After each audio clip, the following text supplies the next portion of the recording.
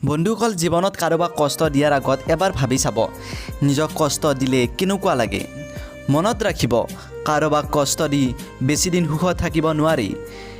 এটা ভাল মনে এটা বেয়া জীৱনক সলনি কৰি দিব পাৰে, কিন্তু এটা বেয়া মনে এটা ভাল জীৱনক ধ্বংস কৰি দিব পাৰে। সেয়েহে ধুনীয়া মানুহ নহয়, ধুনীয়া মনৰ মানুহ বিচৰা।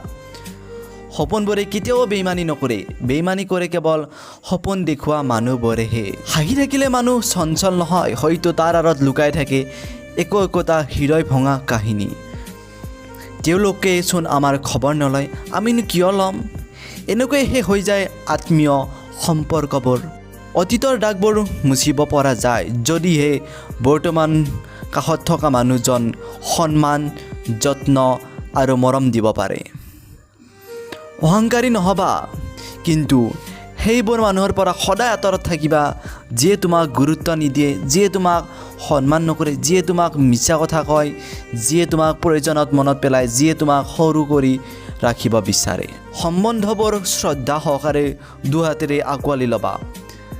যান্ত্ৰিকময় পৃথিৱীখনৰ লগত বিলীন হৈ যাবলৈ নিদিবা, নহ'লে এদিন সকলো নাথাকিব কেৱল সেই মধুৰ সম্পৰ্কবোৰৰ অনুভূতি। বন্ধুসকল, আনে কি ভাল পায় সেইটো জৰুৰী নহয়। এই দুনীয়া জীৱনটোত তোমাৰ ভাল লগাটো কৰা, কিয়নো সুখ তোমাক আনে নিদিয়ে, আনে কেৱল মাত্ৰ সমালোচনাহে কৰিব।